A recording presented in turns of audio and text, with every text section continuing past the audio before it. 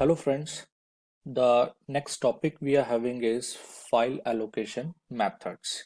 So basically file allocation methods are going to refer how the disk blocks are allocated for the files so that disk space is effectively utilized and the files can be accessed quickly. So most commonly, there are three different types of allocation methods we are having. The very first one, contiguous allocation, second one, linked allocation, and the third one, indexed allocation. So let us go through all these allocation methods one by one. So the very first one we are having is the contiguous allocation method. So as we can see in the diagram, so this is the disk representation is there, which contains some blocks that is starting from 0 to 31, and one directory structure is given to us which is going to represent how files are stored inside this disk. So let us start with the very first type, that is contiguous allocation. So as the name only suggests, the file occupy the blocks inside the disk in a consecutive or a contiguous manner. So contiguous, I mean to say whatever the file is going to occupy the blocks, they are going to occupy in a contiguous manner, like one after another. So let us take one example.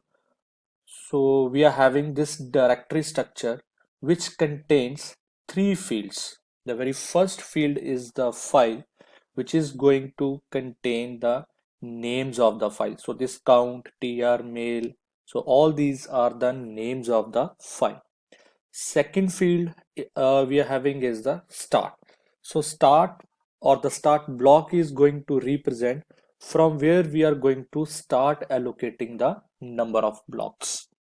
And the third is the length, or you can say the total number of blocks that particular file is going to occupy. So in our very first example, the file name is the count. So what is the starting value is given to us? That is 0. So it means that count file will start occupying the blocks from the 0th or the 0 block. So this is how we are representing.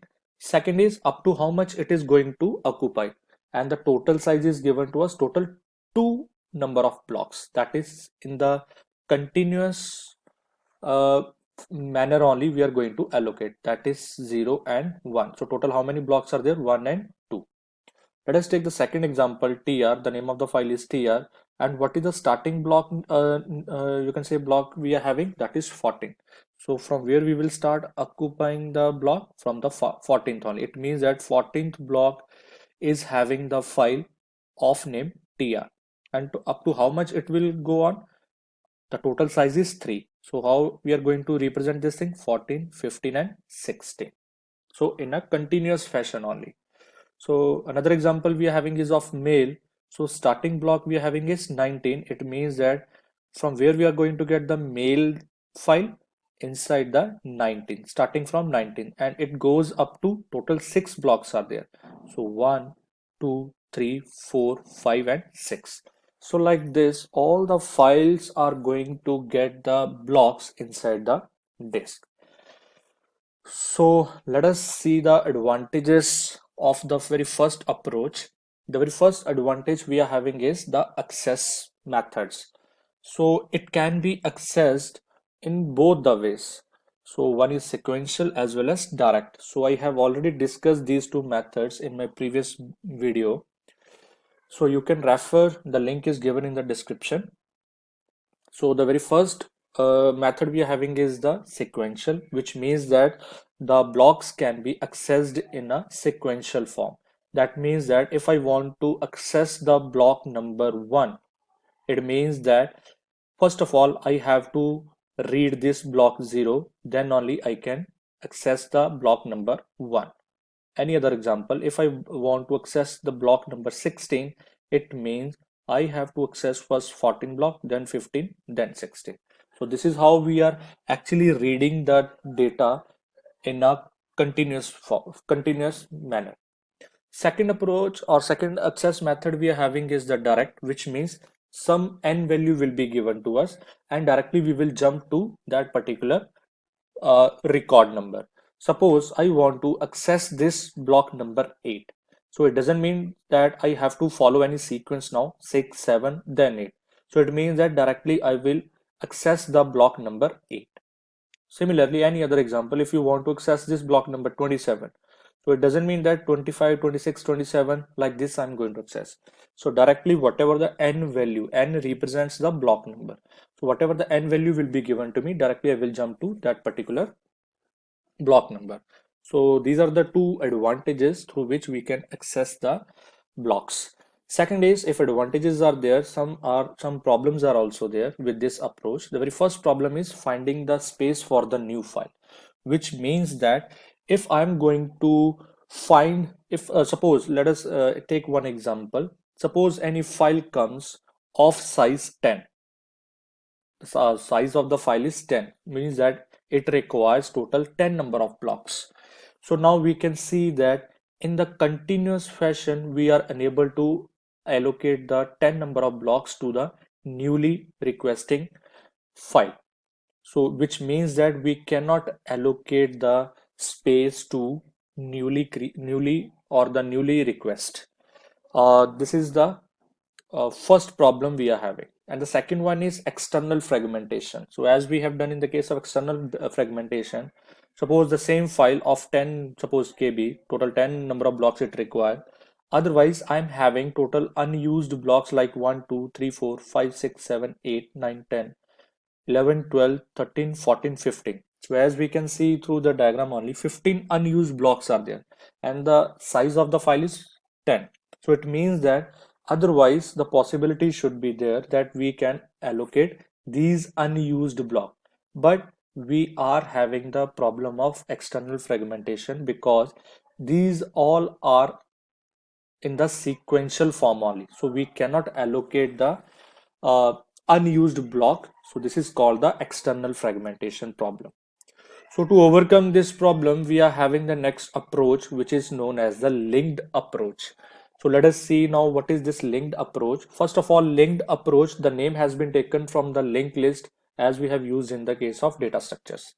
So in the case of linked list, that block or that node or that block is having two parts. The very first part is known as the data part, which contains some data. Second one is known as the pointer, which is going to point the address of the next block. So I hope it is very much clear because in the data structure we have done the practice of linked list so much. So again the same directory structure is given to us. In the directory structure, three fields are there. The very first field is file, which is going to tell the name about the file. Suppose in our example, Jeep example is given. Second is the starting node, from where we will starting to allocate the blocks to our file G. Third is where we are going to end this. So this is value given to us is 25. So let us start allocating now. So suppose now this 9. So we are starting with the ninth block only, that file G is available in the block number 9. So data part is complete now. Now next part is the pointer part. So we are assuming this. So from the ninth block, the pointer is pointing to the address of the next block, that is 16. So it means that in the 16th block, Jeep file is occupied. This is the data part, and the pointer part, let us assume, this is the assumption only, that it is pointing to the next address of the block, that is block number 1.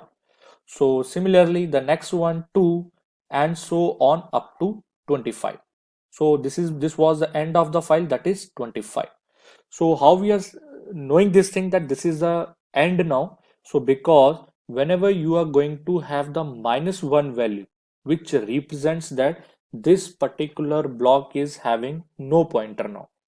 So this is the end of the block, which means that it contains only the data part, not the pointer part. So this is how the link allocation works. So let us see the advantages and disadvantages of link approach also.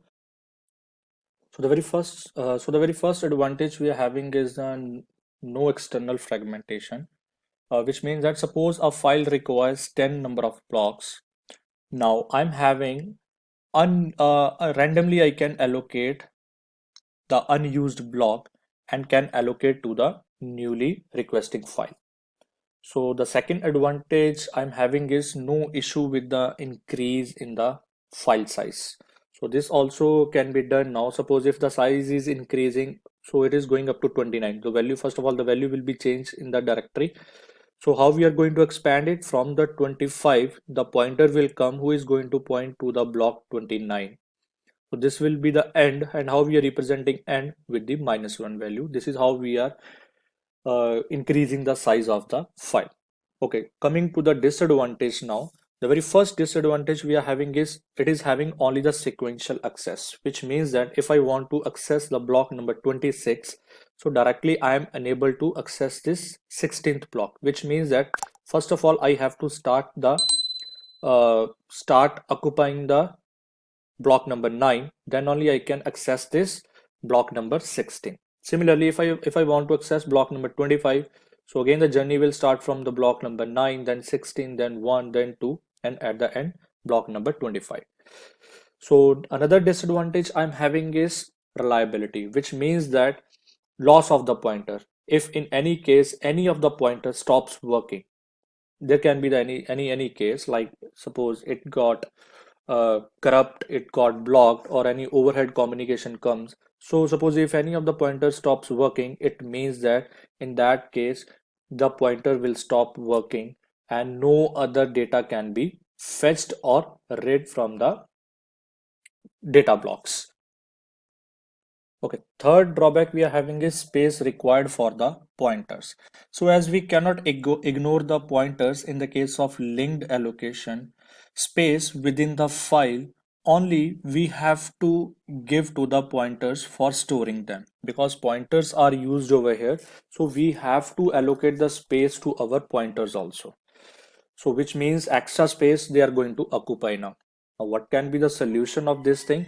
We are going to make the clusters of those blocks. I mean to say, suppose I'm going to make the cluster of this thing, block number 26, 27. So I can make the block of these all unused blocks and will be using particular one pointer for who is going to represent this particular cluster. So this is the solution to the space giving to the pointers. Now again, the problem of internal fragmentation can be faced while making the cluster, which means that if the file size is lesser than the cluster size, now that size cannot be used by some another file. So this is called internal fragmentation. So last technique we are having is the index allocation. The name only says that now all the pointers we are going to group into the one block that is known as index block. So what is this index block? So this is the representing the index block, which is going to contain the information regarding all the pointers which contains the file. Suppose this is the name of the file G. Now all these pointers contain the file G. Now our directory entry contains two fields. Now first one is the name of the file, the second one is the index block. So index block is the 19. So this is the 19th block which will be containing the information regarding all the pointers.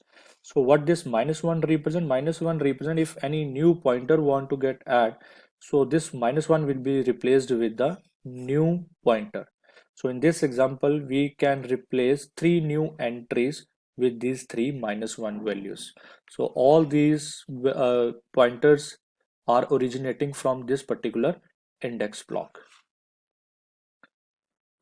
So what are the advantages now? The advantage we are having is the direct access, which means that if I want to access this block number 16 from directly getting the information from the index block, and will be fetching the data from the block number 16. And then drawback we are having is the size of the index block. Means that if any fourth new request of pointer comes, so we cannot accommodate that fourth request into this particular index block. So the solution to this problem we are having is the multi-level indexing, which means that we are going to make another index block who is going to carry further request of the pointers, pointer 4, 5, like this. So I hope you got the concept of all the allocation methods. So thank you so much.